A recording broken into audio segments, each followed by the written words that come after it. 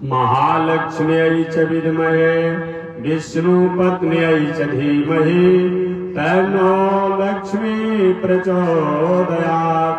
तन्नो लक्ष्मी प्रचोदयात्। परमाराध्य श्री लक्ष्मी नारायण भगवान प्रातः स्मरणीय पूज्य आचार्य श्री के युगल चरणों में कोटिशः नमन एवं भगवत भागवत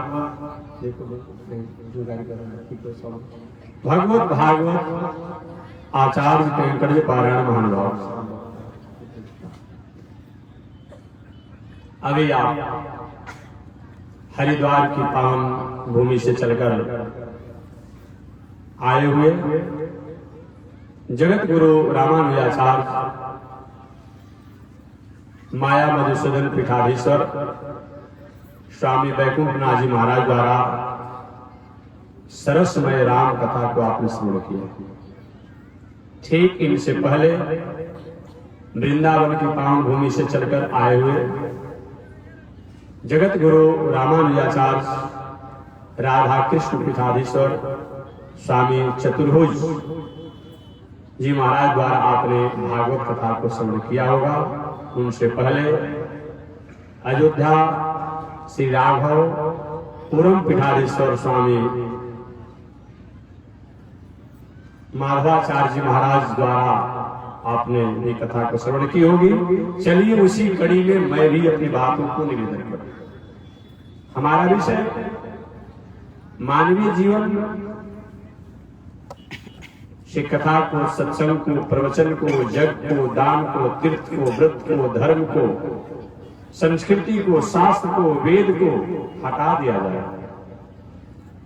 तो मानव जीवन केवल हम मनुष्य कहलाने के लिए रह गए। मनुष्य का जो फल है वो हम प्राप्त नहीं करेंगे। आप प्रश्न करेंगे मनुष्य और मनुष्य कहलाने में क्या अंतर? आप किसी दुकान पर गए, दुकानदार से आपने कहे भाई हमको अपने आप में आम दे दो जो अच्छा लगे। दुकानदार के पास दोनों प्रकार का फल था, एक नेचुरल प्राकृतिक फल भी था और एक फल प्लास्टिक का भी रखा हुआ था। आकार प्रकार रंग में लगभग बहुत अंतर है। दुकानदार ने समझा कि हो सकता है कहीं घर में सजाने के लिए कह रहे हो, और उसने क्या किया, आपको प्लास्टिक का आम दे दिया। आप भी बहुत ध्यान दिए नहीं, पैकिंग करके दे दिया। आपने लेकर घर पर आए, सोचे कि चलो भाई आज अच्छी प्रकार से आमरस बनाएंगे, और जो ही आपने पैक को खोल करके, डिब्बा को खोल करके अब उस आम को धो कर गाड़ने की कोशिश कर रहे हैं तो इस रस नहीं निकल रहा है। आम तो है वो, लेकिन केवल आम का जो स्वरूप होना चाहिए, जो गुण होना चाहिए, लक्षण होना चाहिए, उसमें नहीं है। ठीक उसी प्रकार से हम और आप इस संसार में आए हैं, मनुष्य हैं, लेकिन हमारे में मनुष्यता अगर नहीं है, हमारे में मानवता नहीं है, तब मनुष्य और मानव होने के बाद भी हम पूर्ण रूप में मनुष्य और मानव कहलाने के अधिकारी नहीं है। आहार निद्रा भय मैथुनम च समान में पशुभे नराणाम धर्मो ही एको अधिको विशेष। केवल भोजन, संतानोत्पत्ति, शयन, भयभीत होना इत्यादि ही दिनचर्या में अगर हम रह गए तो हमारे और पशु में बहुत अंतर है। हालांकि आज के विचारकों द्वारा, दार्शनिकों द्वारा अपनी मौलिक बात कहने का बहुत बड़ा अधिकार मानते हैं। लोग कहते हैं हम धर्मनिरपेक्ष है, हम कोई मनुवादिता, आज की परिभाषा नया मिला है मनुवादिता। हमारी वैदिक परंपरा को मनुवादिता कहता है लोग, इस पर हमारा विश्वास नहीं है। जब आपको मनुवादिता, मनु के वाक्यों पर विश्वास नहीं है तो आप अपना परिचय देने का भी अधिकारी नहीं होते हैं। क्योंकि भले आप किसी के आज संतान हुए हैं, सृष्टि के प्रारंभ में मनु ही महाराज जो थे, उन मनु द्वारा ही तो आपकी वंश परंपरा प्रकट हुई जो आज आप कहला रहे हैं। पर आप उनको विश्वास नहीं है, आप अपने पैदाइशी को तय करने का क्या आपका अधिकार बनता है? तुम कौन है?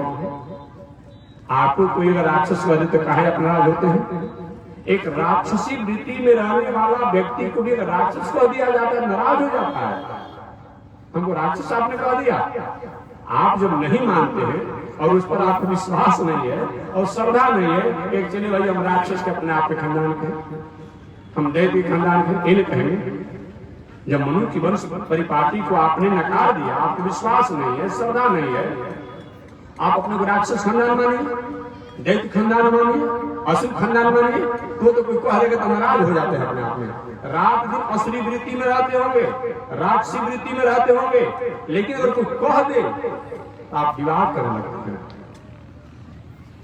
आप क्या कह रहे हैं उससे पहले आप सोचिए, आप सोच करके तब बातों को बोलिए। ये नहीं कि अपने आप में न श्रोतव्यम न मंतव्यम सभायाम विजयी भवे, न सुनेंगे न मानेंगे, अपने आप कहते रहेंगे।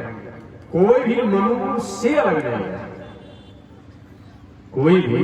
अरे भाई हमारे माता पिता हमारी हर बुद्धि की अनुकूलता के अनुसार नहीं है तो क्या हम अपने माता पिता को नकार देंगे?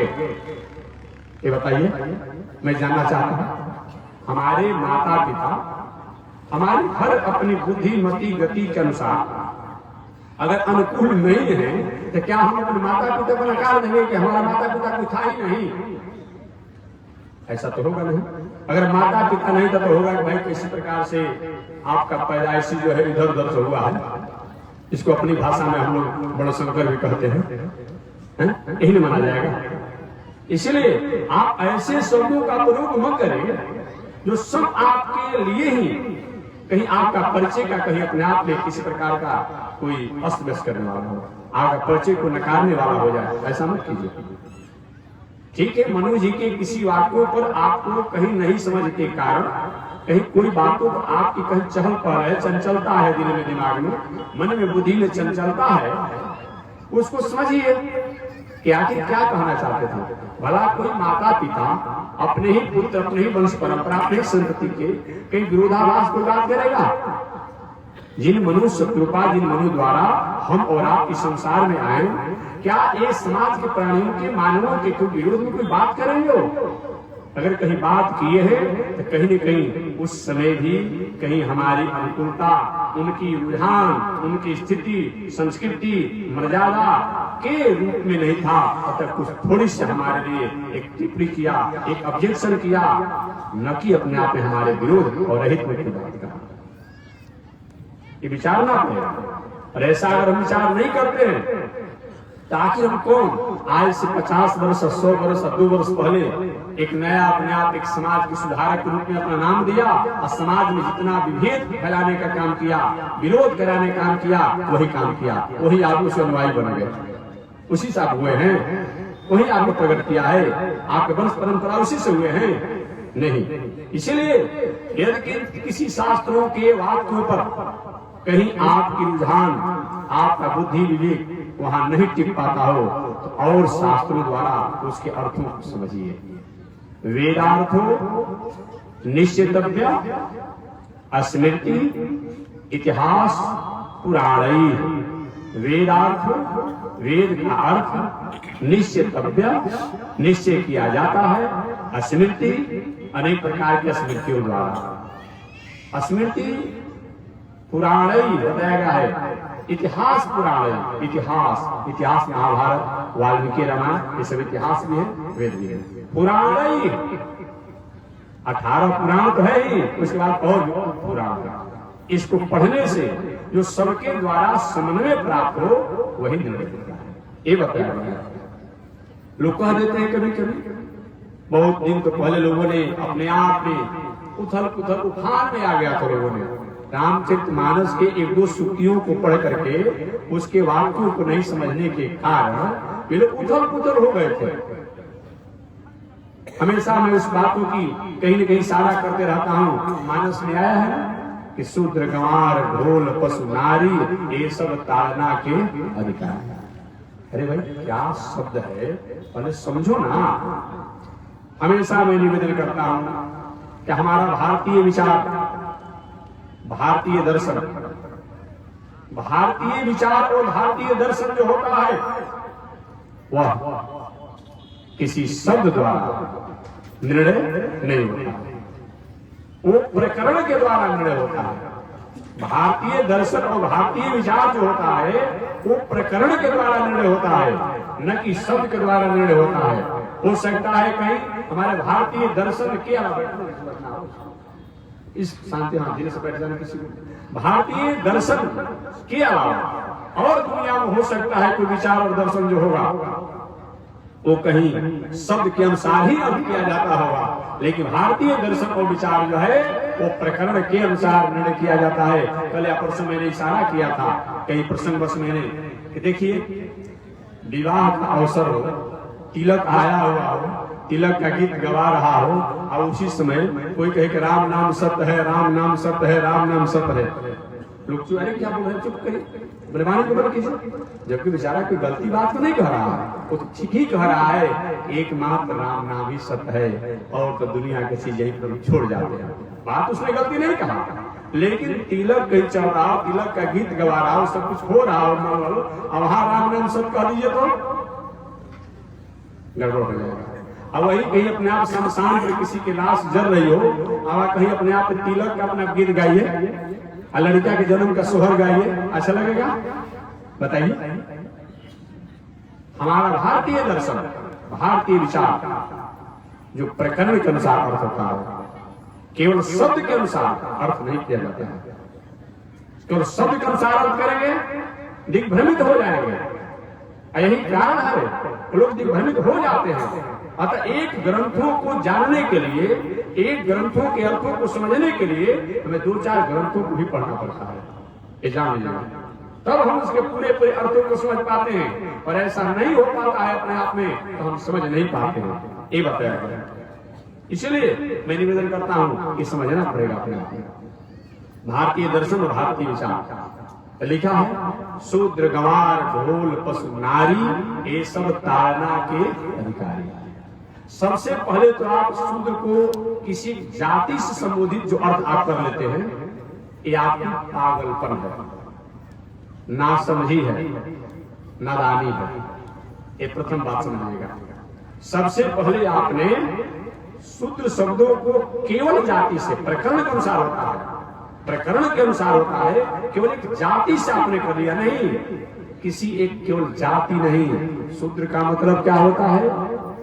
जो मर्यादा से हट करके, संस्कार से हट करके, संस्कृति से हट करके, सभ्यता से हट करके, आचरण से हट करके जो अपना जीवन पशुवत जीता है उसी को शूद्र कहा जाता है, चाहे वह कोई भी हो, मानव मात्र कोई भी हो उसको शूद्र कहा जाता है। बात समझ लीजिएगा। जो संस्कार, संस्कृति, सभ्यता, धर्म, कर्म, सदाचार इत्यादि से विचलित होकर के, हट करके जीवन जीता हो, वह चाहे कोई भी हो मानव, वह शूद्र के नामों से जाना जाता है, वह राक्षस के नामों से जाना जाता है, वह दैत्य के नामों से जाना जाता है, वह दानव के नामों से जाना जाता है, वह दुष्ट के नामों से जाना जाता है। दुष्ट कोई अलग से जाति नहीं होती है, वो हमारे आपके आचरण के अनुसार वैसी स्थिति, वैसा नाम पदवी हो जाता है। दानव दैत्य कहीं आकाश से नहीं आते हैं, वो भी कहीं न कहीं ऋषि खानदान ही होते हैं। हमेशा आप जानते होंगे कि रावण जैसा बड़ा विद्वान कौन था जी? कितना भी कोई जानने वाला होगा, भाल की रेखा को जानता था, चारों वेद पुरुष का कमान था, ब्रह्मा जी आकर वेद पढ़ाते थे, समझ लिया जाए। ब्रह्मा जी वेद आकर पढ़ाते थे रावण को, तब पढ़ा लिखा भी बहुत था, कुल खानदान भी बड़ा था अपने आप में। पूजा पाठ की जहां तक बात करेंगे वो भी अपने तरीका से पूजा करता था, पूजा तो करता ही था। अरे भाई नास्तिक लोग भी कुछ करते ही नहीं। कोई कहता हम भाई मंदिर नहीं मानते हैं, अरे मंदिर नहीं मानते हैं और कहीं कुछ न कुछ मानते हैं ना, नहीं माना तो कुछ मत मानिए ना, तुमने कहा जाएगा नहीं मानते हैं। राम कृष्ण की मूर्ति नहीं मानेंगे। आज इस नेता के आगे पीछे आप दौड़ रहे हैं, हसन हुसन कर रहे हैं, अपने आप में जो जयकारी मना रहे हैं, उसका सिंबल तो मान रहे हैं ना, उसका प्रतीक तो आप मान रहे हैं ना, जो उसके झंडा पर प्रतीक तो मानते हैं ना, उसका फोटो जो तो मानते हैं ना, वो मूर्ति नहीं हुआ। आप जब नहीं मानते तो किसी को मत मानिए। हमने कहा है आप नहीं मानने वाले हैं, आप नहीं मानते हैं तो किसी को मत मानिए, अब माना जाएगा। लेकिन आप एकदम राम को, कृष्ण को, मंदिर को, तीर्थ को, व्रत को नहीं मानते हैं, वो मानते हैं कि नहीं मानते हैं? कुछ नहीं तो जिसके अनुयायी बने हुए हैं, उनका अपने झंडा पर, अपने मकान में, अपने घर में उनका फोटो, उनका कोई न कोई प्रतीक रखे हैं, तो प्रतीक भी तो मूर्ति हो गया जी, प्रतीक भी मूर्ति हो गया। हमारा भारत का तिरंगा ये भारत का प्रतीक है।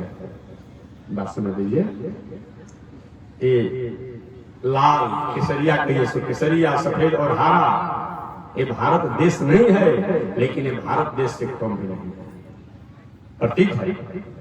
इन तीनों के जोड़ करके और जो अपने आप में ये हमारा तिरंगा बनाया गया, ये भारत देश का प्रतीक है। इसके प्रति थोड़ा सा कोई अपने आप से कानूनी प्रक्रिया सरकार के सामने कहीं कुछ जलाना चाहता है, अपमान करना चाहता है, तो कानूनी प्रक्रिया के दायरे में आ जाता है। जबकि कोई झंडा जलाने से भारत जलने वाला नहीं है, लेकिन भारत को अपमान माना जाता है, भारत की संस्कृति का अपमान माना जाता है, भारत को चुनौती का माना जाता है, तो व्यक्ति को दंड का अधिकारी होता है। तो वहां प्रतीक को लिया जा सकता है। तो आप किसी प्रतीक को मानते हैं ना, कहीं झंडा मानते हैं, कहीं किसी का प्रतीक मानते हैं, कि कुछ मानते हैं, हुआ कि नहीं हुआ? मूर्ति से कोई अलग नहीं है, मूर्ति से कोई अलग नहीं है। ठीक है, आप खड़े अपने आप राम कृष्ण को नहीं मानते हैं, लेकिन लेटे हुए सोते हुए तो कब्र को मानते हैं, वो भी तो पूजा आप करते हैं। आप अलग कहाँ है मूर्ति से? आप अलग कहाँ है? कोई भी प्रमाण के साथ नहीं कहेगा मैं सही मानने वाला हूं। भले समझाने के लोगों को अपने आप समझा देता है, लेकिन प्रमाणिक रूप में कोई अलग नहीं है, यही मैं बताना चाहता हूं। इसलिए मेरा निवेदन कर रहा, अपने आप शूद्र का मतलब क्या होता है?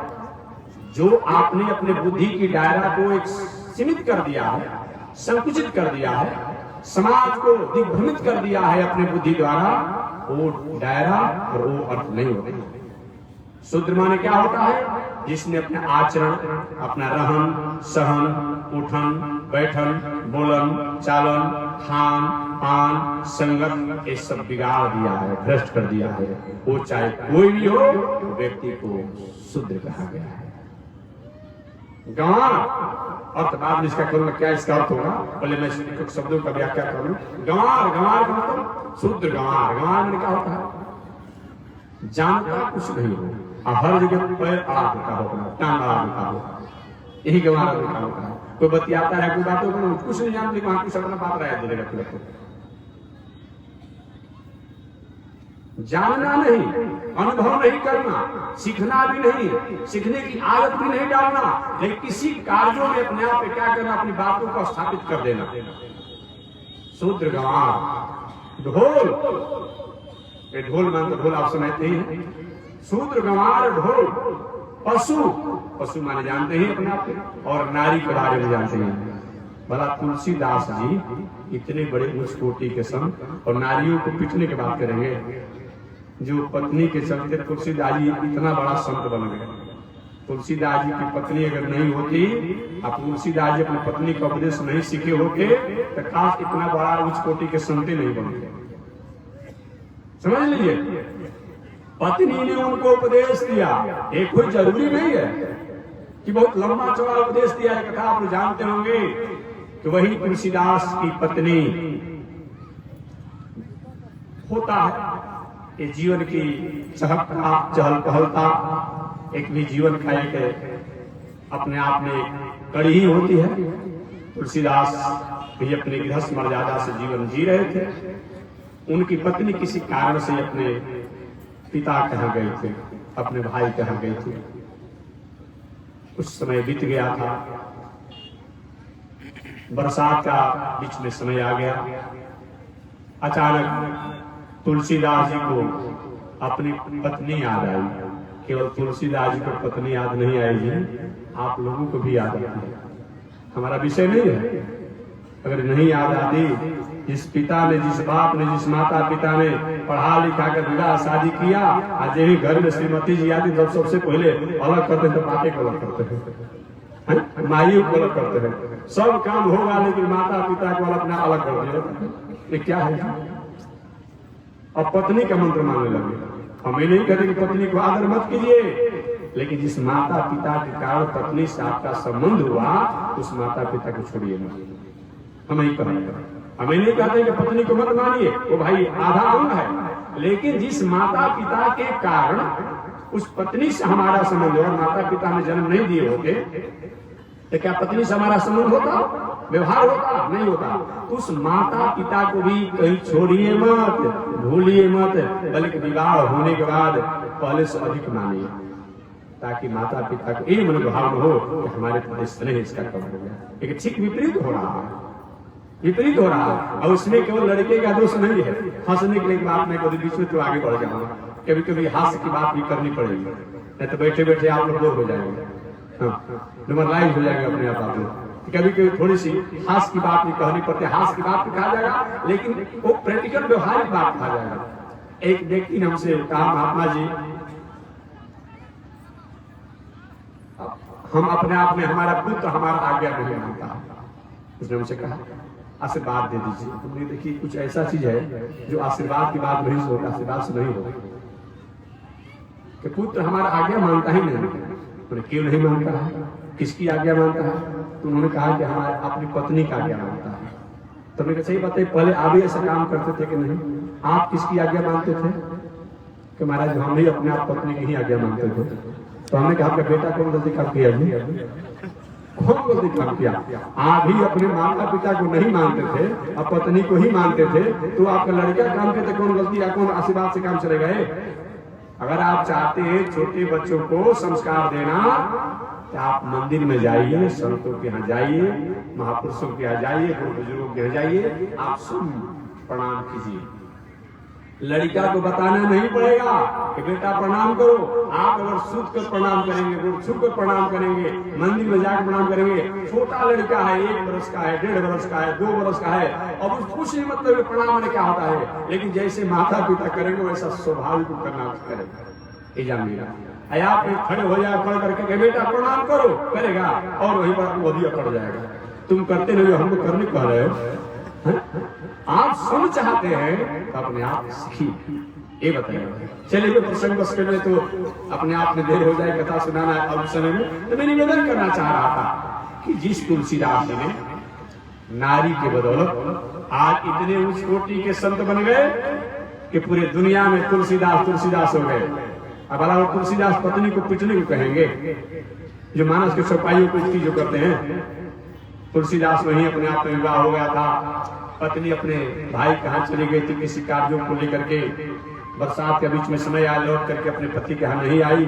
तुलसीदास को याद आ गई पत्नी के प्रति उसकी सौशिष्ट, सौहार्द, उसकी अपने आप में चहकता और चहलता की व्यवहारिकता याद आई। और तुलसीदास ने क्या किया, अब उसी बरसात के समय उसी रात्रि में यात्रा कर रही है। बहुत कुछ साधन तो थे नहीं, आज तो बहुत कुछ साधन रोड भी हो गए हैं, चल दिए। जे ही अपने पत्नी के यहाँ अपने आप में जाने लगे, ससुराल जिसको अपनी भाषा में आप लोग कहते हैं, अब जब जाने लगे बीच में नदी पड़ती थी। कैसे नदी को पार किया जाए? नदी में उफान था। अचानक 100 लाश बहते हुए आ रहा था। तुलसीदास इतने पत्नी के यहाँ जाने के लिए अपने आप में स्थापित हो चुके थे बुद्धि दिल दिमाग से, उन्होंने विचार नहीं किया कि सही में नौका है कि लकड़ी कोई बोट है कि लकड़ी का कोई टुकड़ा है कि कोई वृक्ष है, कोई 100 है, विचार नहीं किए। 100 मुर्दा बहते हुए जा रहा था और उसी पर बैठ गए। अब बैठ करके बस नदी पार कर गए। जब उस पार गए, जब गंध आए, ये तो 100 है वहां से पत्नी कहाँ गए? देखिए तो किवाड़ बंद था, रात्रि का समय था, बरसात का समय था। एक सर्प अजगर जो है पीछे की तरफ पूछ लटका कर आगे की तरफ मुंह लटका कर अपने आप में बरसात का समय था अपने आप में पढ़ा हुआ था दीवार पर। तुलसीदास जी के विचार को हो सकता है हमारे ससुराल वाले ने एक विकल्प व्यवस्था किया आपातकालीन कि कोई व्यक्ति और समय कोई आ जाएगा बिना किवाड़ खोले बिना किसी को जगाए अपने आप ही घर में जाने का है, वो अजगर सांप में पूछ पकड़ करके आप उस दीवार पर चढ़ करके भीतर चले गए। जब जाने तो अजगर सांप है, पत्नी को जगाए, जगी। पहले तो हाव भाव अपने आप में भाई पति है, पति देव है, जो भी हो। उसके बाद कही प्रभु आप हमारे स्वामी, आप हमारे पति देव हैं, हमारे प्रति आपका इतना स्नेह, इस चाम, इस मांस, इस हड्डी, इस मज्जा, इस खून में क्या है? पशुओं के चाम तो काम में भी आ जाते हैं, तुम्हारा चाम तो कामों में जल्दी नहीं आता है। क्या है महाराज? सब विकार ही विकार है। इसमें आपने इतना स्नेह किया। अरे इस शरीर को बनाने वाले उन परमात्मा के प्रति अगर आपका प्रेम हो जाता तो आपका भी बेड़ा पार हो जाता, मेरा भी बेड़ा पार हो जाता। पत्नी ने फटकारा और उपदेश भी दिया। तुलसीदास जी चल दिए और तय कर लिया, हो गया उपदेश। बहुत वेद शास्त्र का उपदेश नहीं दिया गया, चल दिए, हो गया उपदेश। और अपूर्व संत ज्ञानी और पूरे दुनिया के लिए अपने आप में तुलसीदास जी आदर का पात्र बन गए, समझ लीजिए।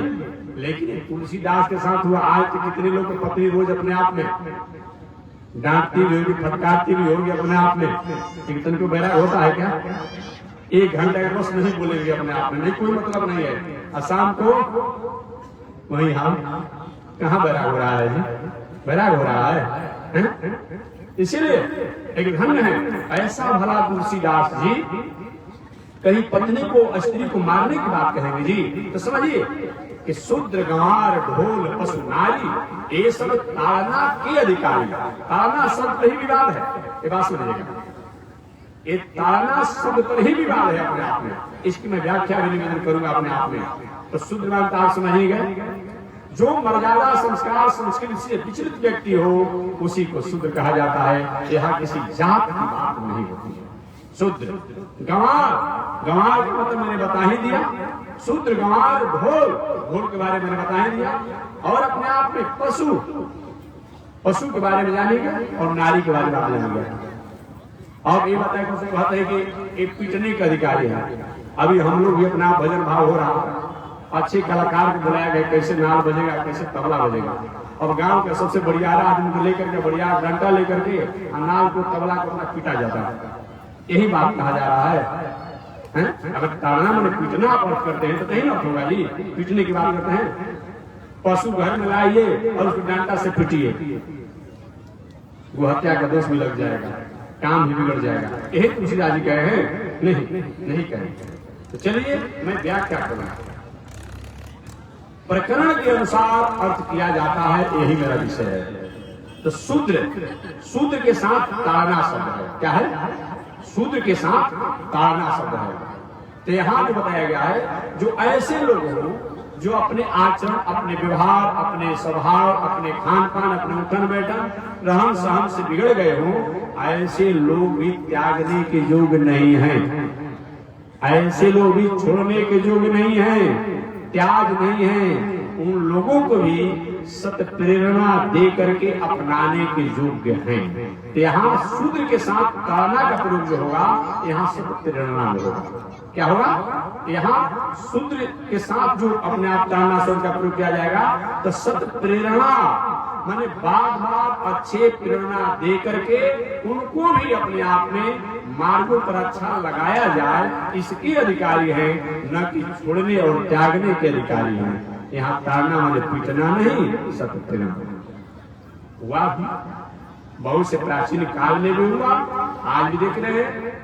कल या परसों मैंने बताया था, अमरनाथ जैसा हत्यारा अपराधी गौतम बुद्ध के सत्प्रेरणा से अहिंसा व्रत के पुजारी बन गए। वाल्मीकि जैसे हिंसक रात हिंसा में रहते थे, सप्तऋषियों की प्रेरणा से अपने आप में बहुत बड़े साधक बन गए, बहुत बड़े वाल्मीकि हुए ब्रह्म समान। कौन नहीं जानता। आज के परिवेश में भी कुछ लोगों का जीवन बहुत बड़ा भटका हुआ था, अस्त व्यस्त था, लेकिन कहीं संत महात्माओं का, शास्त्रों का, तीर्थ का, व्रत का कहीं प्रेरणा हुआ तो आज व्यक्ति अपने आप में उज्जवल है, उज्जवल है अपने आप में। इसलिए यहाँ शूद्र के साथ जो ताना शब्द है, यहाँ किसी जात का सूचक नहीं है और यहाँ पिटने का सूचक नहीं है। यहाँ तो शूद्र माने जो मर्यादा संस्कृति से गिर चुका हो, ऐसे व्यक्ति भी त्यागने के योग्य नहीं है, वैसे व्यक्ति भी सत्य प्रेरणा के अधिकारी है। बस ये बात गंवार, वह गंवार व्यक्ति जो मैंने बता दिया, जो कि सद असत को नहीं जानता हो, नीति अनीति को नहीं जानता हो, विद्या अविद्या को नहीं विचार करता हो, लेकिन अपनी बातों को हर जगह स्थापित करना चाहता हो किसी तरीका से, ऐसे व्यक्ति को भी बताया गया है कि वहां ताड़ना शब्द जो है ये बताया गया है, उनके साथ सत्संदेश, उनको जो सही वचनों को, सही वाक्यों को समझाया जाए, अपने आप यथार्थ बातों को समझाया जाए, वो गंवार को भी त्यागने की जरूरत नहीं है। शूद्र गंवार ढोल, अब ढोल के साथ ताड़ना शब्द का प्रयोग हुआ है, तो यहाँ ढोल के साथ जो ताड़ना शब्द का हुआ, ये पिटाया का अर्थ नहीं है, यहाँ है निपुणता, परिज्ञान। यहाँ ताड़ना शब्द जो है अनुभव, परिज्ञान, निपुणता। एक ढोल का अधिकारी वही है जो ढोल बजाने में निपुण हो, परिज्ञान हो और ढोल बजाने में अनुभवी हो। सब लोग ढोल बजाने के अधिकारी नहीं है, ये बताया गया।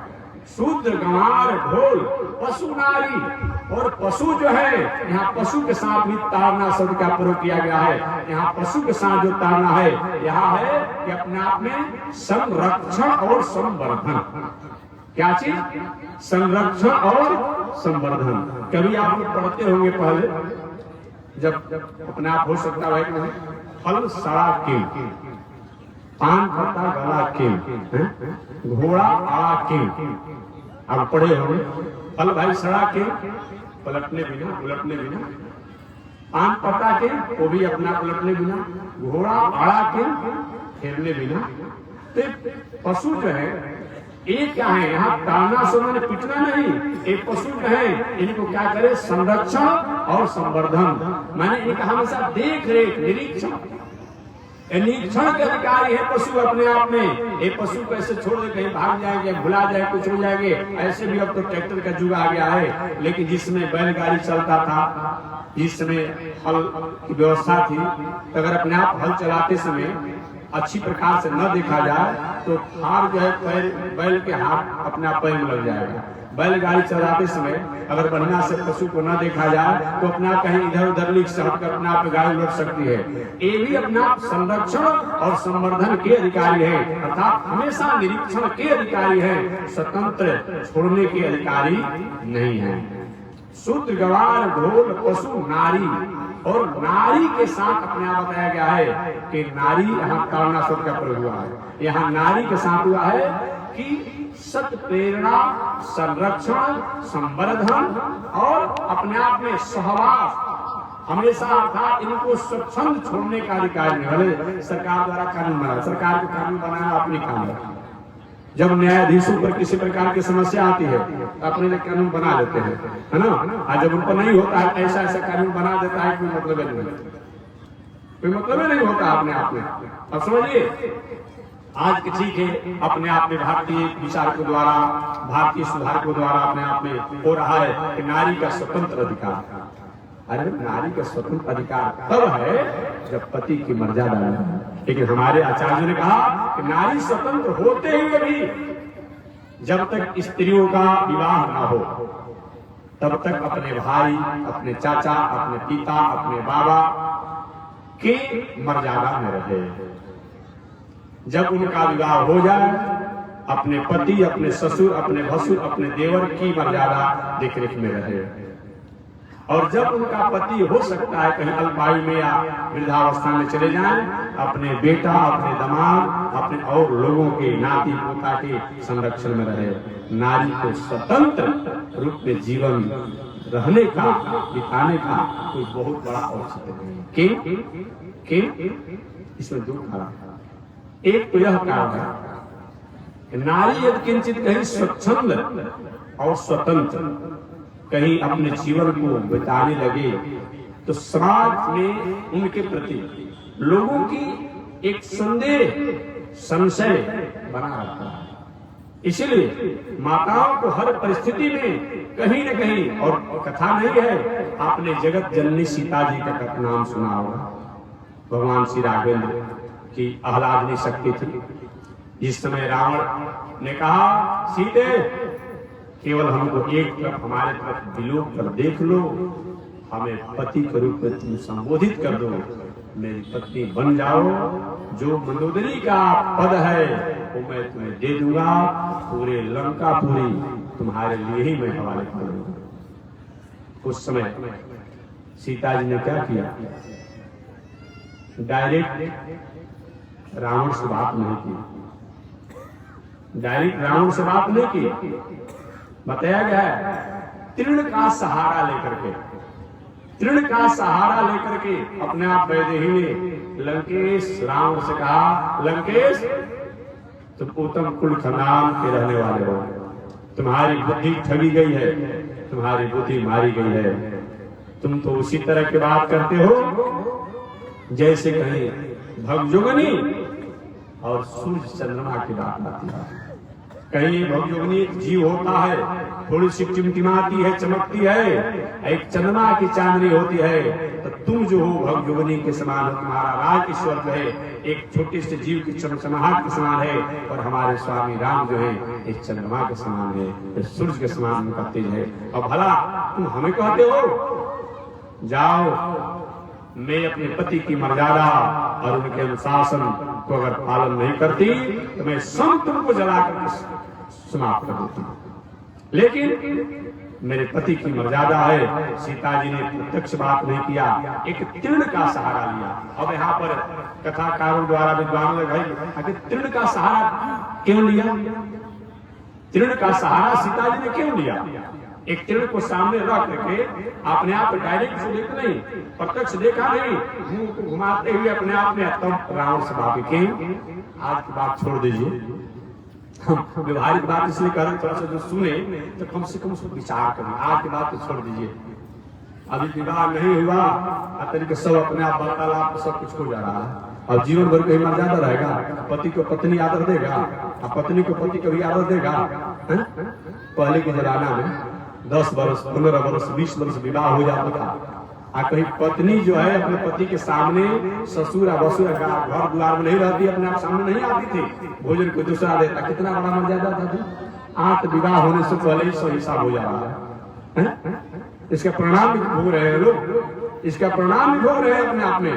बताया गया है कि सीता जी ने अपने आप में विचार किया, मेरे पति नहीं है, मेरे देवर भी नहीं, मेरे ससुर जी नहीं है, कोई नहीं है, ये पापी रावण मुझसे वार्तालाप कर रहा है। तो उन्होंने विचार किया कि मैं पृथ्वी से प्रकट हूं, मैं पृथ्वी से प्रकट हूं, पृथ्वी हमारी माता है, पृथ्वी हमारी माता है, और पृथ्वी से तृण भी प्रकट होते हैं, तो तृण जो है ये हमारे भाई हैं। इसलिए अपने भाई का एक सहारा लेकर के और अपने आप में उस रावण से वार्तालाप की। सीता जी प्रत्यक्ष बात नहीं की, प्रत्यक्ष बात नहीं की, अपने आप में सहारा लेकर के, भले अपने आप दुस्साहस श्री रावण द्वारा सीता जी को बलजोरी अपने आप रथ में बैठा लिया गया था अपहरण करते समय, वो तो बात आपातकालीन की बात है, एक आपातकालीन की बात है, लेकिन इसलिए सीता जी ने तृण का सहारा दिया। दूसरी बात मैं निवेदन करना चाहूं, इस जगत जननी सीता माता ने अपने आप में बताया कि हम नारियों की मर्यादा है, आबरू है, लज्जा है, इस राष्ट्र का धरोहर है। जब जब राष्ट्र में नारियों ने अपनी मर्यादा को, अपनी आबरू को, अपनी लज्जा को थोड़ा संकुचित कर दिया, कृपणता कर दिया, उसको थोड़ी सी ढिलाई कर दिया, तब तब राष्ट्र में, समाज में कहीं न कहीं बहुत बड़ा उपद्रव हुआ, राष्ट्रवाद में कहीं न कहीं संकट आपत्ति विपत्ति आई। इसलिए माताओं की हमेशा मर्यादा है अपने आप में, ये बताया गया है, क्योंकि माता की मर्यादा रहेगी तभी अपने आप राष्ट्र उज्ज्वल रहेगा, और माताओं की मर्यादा न रहे तो राष्ट्र अपने आप में गर्त में जाने से कोई रोक नहीं सकता। तो मैं निवेदन करना चाह रहा था कि हाँ, नारी का मतलब क्या होता है कि नारी को अपने आप में हमेशा संरक्षण, संवर्धन और देख रेख, निरीक्षण ये हमेशा पति के अधीनस्थ होना चाहिए। ये स्वतंत्र के रूप के अधिकारी नहीं है। जब जब इस स्वतंत्र छोड़ा गया तब तब जगत समाज में आपत्ति आया। आप देखेंगे भगवान श्री राम ने सीता जी के कहने में आकर के लक्ष्मण जी को सौंप करके और गए मिर्गा के पीछे। ठीक है, जंगल में बहुत हो जाते हैं, लेकिन हा मिर्गे, हा हरनियों, हा वृक्षों, तुमने मेरी सीता को देखा है। राम जी को रोना पड़ा। देखिए एक बात मैं कह दूंगा रामायण की, इसी प्रसंग बस अपने आप में। एक बार जब भगवान श्री राम जंगल में घूम रहे थे, उसमें सीता जी अपने आप में भगवान श्री राम के साथ थी, लक्ष्मण जी थे। हर ऋषियों के आश्रम पर भगवान श्री राम सीता से घूम रहे थे, अत्रि आदि ऋषियों के आश्रम पर घूम रहे थे। ऋषियों ने सुना था कि भगवान श्री राम जब अविवाहिता अवस्था में थे, उस समय एक शिला के ऊपर उनका चरण पड़ गया तो शिला जो है वो नारी हो गई। सभी ऋषियों ने विचार किया तो हम भी अपने आप में गौतम ऋषि की जब शिला नारी जब स्त्री हो सकती है तो जितने ऋषि लोग थे जंगल में रहने वाले सब लोग जहां तहां से शिला ले ला करके अपने आश्रम पर रख दिया कि राम जी हो सकता है इस आश्रम की तरफ आएंगे और थोड़ा उनका चरण की धूली पड़ेगी तो शिला नारी हो जाएगी, तो कम से कम ऋषियों की सेवा करने के लिए स्त्री हो जाएगी। सब लोगों ने अपने अपने आश्रम पर रखा। संयोग से समय बीता और जो ही नासिक पंचवटी में भगवान श्री राम पहुंचे और पहुंचने के बाद ये समाचार हुआ कि अपने आप में सीता जी का अपहरण हो गया और राम जी बिरही के रूप में अपना वृक्षों से, हरिणियों से, झरनों से, पहाड़ों से, पर्वतों से पूछ रहे हैं क्या तुमने मेरी सीता को देखा है। ये जब समाचार ईश्वर ने सुना, भगवान जब अपने पत्नी के वियोग में रो रहे हैं, हम भी कहीं तपस्या पूजा करने में बैठ जाएंगे, कहीं हमारी पत्नी को लेकर चला गया तो हम क्या करेंगे। अब सब लोग सिरा को हटा कर फेंक दे, नहीं हमको नहीं चाहिए पत्नी अपनी, नहीं चाहिए अपने। राम जी ने स्वतंत्र छोड़ा सीता जी को, कितना संकट हुआ। अरे उनकी बात तो छोड़ दीजिए ना, बाबा भूत भाव जी से प्रेम करते हैं ना, शंकर जी से करते हैं अपने आप में। दूसरा विवाह हुआ है भूत भाव शंकर जी का, इसके साथ हिमालय की पुत्री के साथ। हमेशा पार्वती जी को अपने बगल में ही बैठा रहते हैं। रामा अंकित विवाह करते हैं ना आप लोग, बगल में बैठा रहते हैं। क्यों? एक बार राजा, भारत का सम्राट राजा चित्रकेतु को यही घटना देख करके और थोड़ा खिन्ना हो गई, विस्मय हो गया हो। अरे बताइए, यही बूढ़ा बाबा इतना बूढ़ा हो गया और पार्वती को बगल में बैठाया है, थोड़ा भी शिष्टाचार नहीं है। आने वाले भविष्य में कलयुग के लोग क्या करेंगे? जब ये अपने बूढ़े होने के बाद अपने पत्नी को साथे बैठाता है, साथे घुमाता है, आने वाला भविष्य में क्या करेगा लोग? यही अपने आप में लोग सोच रहे थे, ऋषि लोग। बाबा ने उन ऋषियों को समझाया, उन लोगों को समझाया, सुनिए मैं क्यों ऐसा करता हूं। मैं प्रथम विवाह हुआ था सती के साथ और सती को मैंने स्वतंत्र छोड़ दिया। जब मैं अगस्त ऋषि के आश्रम से आ रहा था तो वहां अपने आप में हमारे भगवान श्री राम अपने आप लीला कर रहे थे। उसमें गई सती परीक्षा लेने के लिए और परीक्षा में जो नहीं करना चाहिए वो कर दिया। सब इतिहास आप लोग जानते हैं। वहां गलती हुआ, मैंने स्वतंत्र छोड़ दिया और झूठ भी आगे बोल दिया हमारे सामने। एक तो पहले जैसी नहीं मर्यादा है उसी परीक्षा में लिया और झूठ भी बोला, कुछ ने परीक्षा ली थी गोसाई।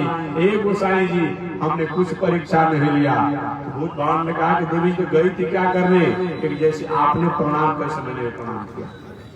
चलो ठीक है, तो सब जान गए। हालांकि पुनः समझिए, जब कैलाश में पहुंचे बाबा कह रहे हैं कि अपने बाप के जग में मत जाओ, तुम्हारा बाप हमसे विरोध करता है। वाह, हमारे बाप जग कर रहे हैं और हम नहीं जाऊंगे। सबसे छोटी उनकी बेटी हूँ, आप सबसे छोटे दामाद है महाराज, आप भले मत जाइए लेकिन मैं तो जाऊंगा।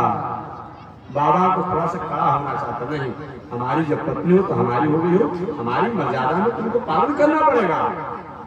थोड़ी से चुप लगा गए। क्या हुआ? सती गई और जाकर अपने बापे के घर जल करके मर गई। दो इतिहास मैंने बताया। भूत बाहुन शंकर ने सती को स्वतंत्र छोड़ा, राम जी ने सीता के कहने पर उनको स्वतंत्र छोड़ा। परिणाम क्या हुआ कौन नहीं जानता।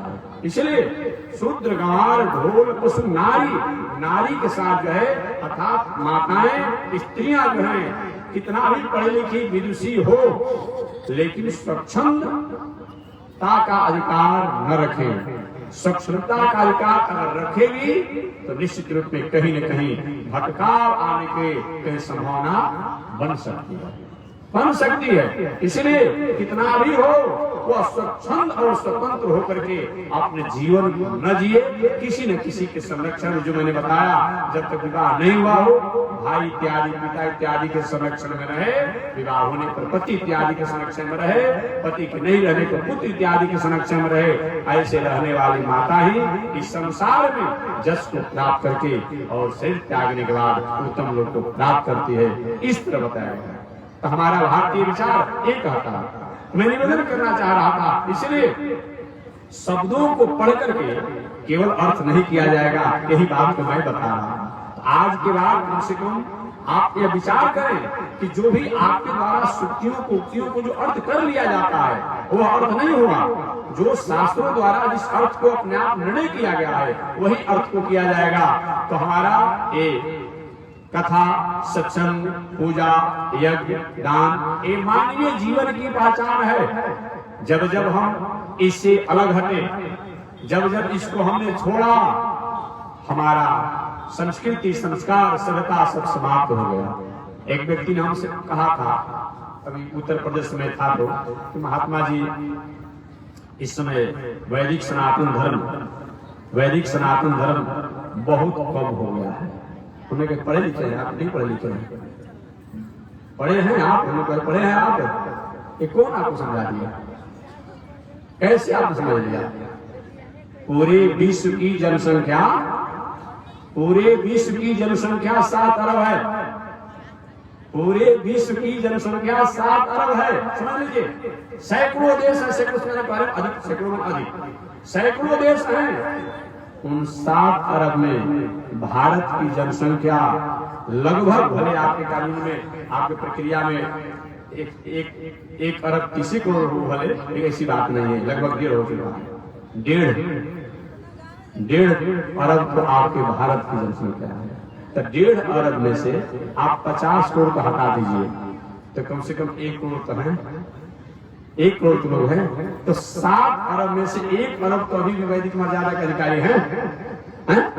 कैसे आप बात करते हैं भाई? कितने लोग दुनिया में आए सनातन वैदिक परंपरा को अपने आप तहस नहस करने के लिए, उनका इतिहास समाप्त हो गया, लेकिन वैदिक सनातन परंपरा कभी समाप्त नहीं हुआ। क्यों? यह किसी व्यक्ति की परंपरा नहीं है, किसी एक दार्शनिक की परंपरा नहीं है, किसी एक विचारक की परंपरा नहीं है। ये किसकी है? जिसने सृष्टि किया है। जिसने सृष्टि किया है वह परमात्मा, वह नारायण द्वारा है, अपने आप में है। अतः ठीक है, अगला बदली होगा अपने आप में, कभी घाम है तो कभी दिन है, कभी रात है तो कभी यहाँ न वहाँ कहीं रहेगा। यहाँ के लोग भले नास्तिक बन जाए, लेकिन अमेरिका, ब्रिटेन, इंग्लैंड में कृष्ण भगवान का, राम जी का मंदिर बन रहा है कि नहीं बन रहा है? यहाँ आप मानिए, जिसको मानना मानिए, तो कहीं न कहीं रहेगा। ये सनातन संस्कृति को आप हटा नहीं सकते हैं। इसलिए कब से है सहजज्ञा प्रजा सृष्टवा, कब का अपने आप सनातन वैदिक परंपरा है? जब से सृष्टि है। और सृष्टि कब से है? 50,000 करोड़ वर्ष पहले की है। हमेशा मैं कहता हूँ ये हमारी वैदिक परंपरा सृष्टि कब से है? 50,000 करोड़ वर्ष पहले की हमारी सनातन वैदिक परंपरा सृष्टि है। इस तरह एक ठीक है, इसमें होते रहेगा, कम बेसी होते रहेगा, लेकिन समाप्त करने वाला व्यक्ति इस दुनिया से चला जाएगा। समाप्त क्या करेगा? तो मैं निवेदन करना चाह रहा था कि हमारी यही मानवीय पहचान है, और हमारे मानवीय पहचान में किसी व्यक्ति विशेष से अपने आप बताया नहीं। हम तो पूरे विश्व समाज जगत की बात करते हैं। इसके द्वारा विश्व का, समाज का, जगत का मंगल हो। अगर ऐसा अगर हम वैदिक परंपरा को न अपनाते हैं तो हमारे रहने के बाद भी ये संसार का कोई मतलब नहीं होता है। एक बार महर्षि वेदव्यास महाराज से पूछा गया, इस संसार का सबसे बड़ा अधम आदमी कौन है और इस संसार का सबसे बड़ा श्रेष्ठ आदमी कौन है? हर प्रकार के हर तरीका के लोग जुटे हुए थे, हर प्रकार के हर तरीके के लोग जुटे हुए थे। एक व्यक्ति इसमें खड़ा हो गया, कहा कि जिसके पास अपने आप में धन है वही बड़ा आदमी है और जिसके पास धन नहीं है वही अधम आदमी है। वही पर एक बलवान आदमी था, कहा कि नहीं, धन से काम नहीं चलेगा। धन है या कोई बलवान है दखल कर लिया, कागज दिखा रहे हैं, कोई आपको दखल दीवाना वाला नहीं है। कहा कि जिसके पास बल है उसी के पास वही संसार का सुखी है और जिसके पास बल नहीं है वो सुखी नहीं है। वहीं पर एक बुद्धिमान आदमी बैठे थे पढ़े लिखे, एक नहीं, जिसके पास विद्या है बुद्धि है वही बड़ा आदमी है और जिसके पास बुद्धि नहीं है वही अधम आदमी है। हर लोगों ने अपने अपने तरीका से बड़े और अधम का निर्णय किया। उसमें एक विवादी आदमी बैठा था, झगड़ा में, कहा कि इसके लिए क्या मीटिंग करने की जरूरत है, इसके लिए सभा बुलाने की क्या जरूरत है? ये तो हर गांव में लोग जानते हैं जी, हर घर में लोग जानते हैं जी, हर जिला प्रदेश में लोग जानते हैं जी कौन अधम आदमी है और कौन उत्तम आदमी है। कौन नहीं जानता है, भले कोई कहे या ना कहे। घर का आदमी अपने परिवार के सदस्यों में जानता है कौन अच्छा आदमी है कौन बुरा आदमी है। गांव के लोग अपने गांव के लोगों के बारे में जानते कौन अच्छा आदमी है कौन बुरा आदमी है। पंचायत के लोग पंचायत का ऐसा नहीं होगा। इस दुनिया का सबसे श्रेष्ठ आदमी वही है और इस दुनिया का सबसे अधम आदमी वही है। कौन? निर्देह के शरीर को प्राप्त करके निर्देह माध्यम सुलभम सुदुर्लभम, इस मानव शरीर को सुलभता से प्राप्त करके जो देवताओं के लिए भी दुर्लभ है। हमेशा मैं कहता हूँ देवता लोग डिमोशन में, हम मनुष्य प्रमोशन में। हमेशा मैं कहता हूँ देवता लोग डिमोशन में है, हम प्रमोशन में है, हम मनुष्य प्रमोशन में है। कैसे? देवता लोग पहले तो भोग भोगेंगे, अब भोग भोगने के बाद जैसे उनकी कर्म रहेगा उस कर्म के अनुसार तत्त जोनियों को प्राप्त करेंगे और तत्त जोनियों को प्राप्त करने के बाद तब अपने आप मनुष्य बनेंगे, तब मनुष्य बनेंगे। हम मनुष्य बने हुए हैं, समझ लीजिए। देवता लोग पहले अपने भोग भोगेंगे, भोग भोगने के बाद उन्हें संसार में आकर के अनेक प्रकार की पतिंग जो जैसा उनका कर्तव्य व्यवहार होगा उसके अनुसार वो जोनियों को भोगेंगे और तब मनुष्य बनेंगे। मनुष्य बनेंगे, घर उसमें भारतवर्ष में आएंगे, शास्त्रीय वैदिक मर्यादा के अनुसार जीवन जिएंगे और तब हो सकता है भगवान की भक्ति और उनकी कृपा को प्राप्त करेंगे। हम तो मनुष्य बने हुए हैं, हम मनुष्य बने हुए हैं, केवल हमें संवारना है, हमें सजाना है। देवता लोग को आकर के पहले तो ईटा छड़ गिट्टी बालू सीमेंट सब जुटाना पड़ेगा, मकान बनाना पड़ेगा, पलस्तरा करना पड़ेगा, अब तब मकान में रहने के सुख को प्राप्त करना पड़ेगा। हम जो हैं अपने आप में मानव जो हैं, हमने घर द्वार सब कुछ बना लिया है, डेंटिंग पेंटिंग हो गया है, केवल रहने का तरीका उस भवन में हमें करना है।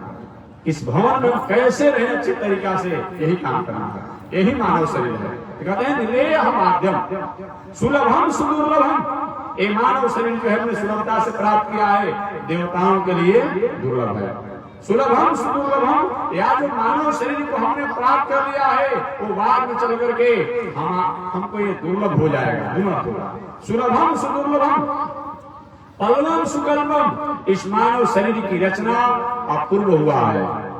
ये पूरा पावर हाउस ये गर्दन से ऊपर है, विचार शक्ति, स्मरण शक्ति, विवेक शक्ति सब यही है। पलवम सुकल्पम गुरु कर्णधारम, और गुरु सदशास्त्र सदविचार इसी को जीवन का आधार बना दिया गया है। बताया गया है कि गुरु कर्णधारम मयानुकूले, भगवान कहते हैं उसके साथ साथ मैं भी अनुकूल वायु बन करके हर प्राणियों को प्रेरणा देता हूँ। भगवान कहते हैं देखिए नीति क्या है, नीति क्या है, धर्म क्या है, धर्म क्या है। अगर कहीं शास्त्रों को पढ़ने से नहीं हो रहा हो, एक काम कीजिए, रात्रि में आप 10 बजे से 12 बजे रात्रि में बैठ जाए, किसी विचारों पर क्या करना चाहिए, क्या नहीं करना चाहिए, कैसे क्या है, नहीं समाधान हो रहा समाज द्वारा, भीतर से आवाज आती है कि नहीं ऐसा करना चाहिए, ऐसा नहीं करना चाहिए, इसको त्याग देना चाहिए, इसको अपनाना चाहिए, यही अपने आप में। तो भगवान कहते हैं कि मयानुकूल हर मनुष्यों के हृदय में मैं अनुकूल वायु बन करके प्रेरणा देते रहता हूँ। ये सब होने के बाद भी जो व्यक्ति इस मानव शरीर, दिल, दिमाग, मन, बुद्धि, चित्त, व्यवहार को अच्छे कर्मों में नहीं लगाता है, सह आत्महत्यारा, वही इस दुनिया का सबसे बड़ा अधम आदमी है। जो ऐसे मानव शरीर को प्राप्त करके इस मानव शरीर को विवेक, बुद्धि के द्वारा अच्छे विचार, अच्छे आचरण, अच्छे कर्म में लगाता है, वही संसार का सबसे श्रेष्ठ आदमी है। हमारे यहाँ हर जगह किसी एक अपना जात की बात नहीं होती, जात अपना विश्वासता के अनुसार है, लेकिन जहाँ ऐसे शास्त्रीय परिपाटी आते हैं वहाँ हमारी नैतिकता का ही श्रेष्ठता माना गया है, हमारी नैतिकता का श्रेष्ठता माना गया है, हमारी सौशिष्ट को ही श्रेष्ठता माना गया है, हमारी सौहार्द को ही श्रेष्ठ माना गया है, न कि केवल व्यक्ति होने से नहीं होगा, ये बताया गया है। इसलिए कहते हैं कि जो व्यक्ति ऐसे दिल, दिमाग, मन, बुद्धि को जान करके, पहचान करके, स्वीकार करके अच्छे मार्गों में अपना जीवन जीता है, वही संसार का श्रेष्ठ आदमी है। और जो ऐसे दिल, दिमाग, मन, बुद्धि होने के बाद भी अपने आचरण को, व्यवहार को अच्छे कर्मों में नहीं लगाता है, वही अधम आदमी है। इस तरह बताया गया है। ऐसे हम शास्त्रों द्वारा ही अपने जीवन को जिएंगे, अतः एक कथा, सत्संग, पूजा पाठ द्वारा ही प्राप्त होगा। अतः इस प्रक्रिया को छोड़ा नहीं जाए। रोज कहता हूँ, जब भी समाधान हुआ है अपने भीतर हुआ है, अपने द्वारा हुआ है। जिसको भी समाधान हुआ है अपने द्वारा हुआ है, अपने भीतर हुआ है, अपने में हुआ है। जब ही समाधान होगा अपने द्वारा होगा, अपने भीतर होगा, अपने में होगा। समाधान की प्रक्रिया जो है वेद, शास्त्र, इतिहास, पुराण, संत, महात्मा, तीर्थ, व्रत हो सकते हैं। अतः समाधान की प्रक्रिया में भी हमको समय समय से रहना चाहिए, लेकिन समाधान अपने भीतर है, शांति अपने भीतर है, आनंद अपने भीतर है। आप अपनी पत्नी, पुत्र के प्रति बहुत स्नेह करते हैं, बहुत प्रेम करते हैं, बड़ी शांति आनंद मिलती है। अचानक एक दिन बेटा ने आपको डांट दिया, मार दिया, आप कहते हैं हमको कोई मतलब नहीं है, वही बेटा है। आप कहते हैं बेटा से नहीं प्रेम करने में आपका आनंद मिल रहा है, बेटा तो पहले भी था। तो जब भी समाधान अपने आप में होगा, अपने भीतर होगा, अपने द्वारा होगा। जब भी शांति होगी आपके भीतर होगा, अपने द्वारा ही होगा। समाधान की प्रक्रिया हम लोगों द्वारा, शास्त्रों द्वारा जानेंगे। इस तरह विचार करते हुए हमें कथा, सत्संग इत्यादि कर सकता है। तो शेष चर्चा अगले दिन। आज इसी के साथ वाणी विराम। एक बार भगवान का नाम श्रीमन नारायण लक्ष्मी नारायण, श्रीमन नारायण लक्ष्मी श्रीमन नारायण नारायण नारायण, श्रीमन नारायण नारायण नारायण। बोलिए श्री लक्ष्मी नारायण भगवान की, भास्कर भगवान रामानुजाचार्य स्वामी जी महाराज की, विश्वमंजलाचार्य श्री त्रिदंडी स्वामी जी महाराज की। हरि ओम। शांति ही शांति ही शांति ही। 1 मिनट में आरती किया जाए देववाणी संस्कृत में, आगे परमात्मा की जैसी।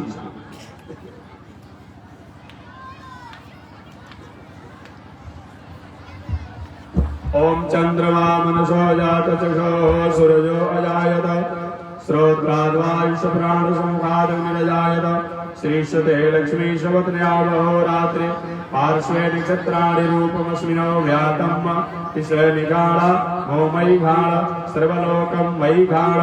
श्री लक्ष्मी नारायण भगवान की। हरि ओम। शांति ही शांति ही शांति।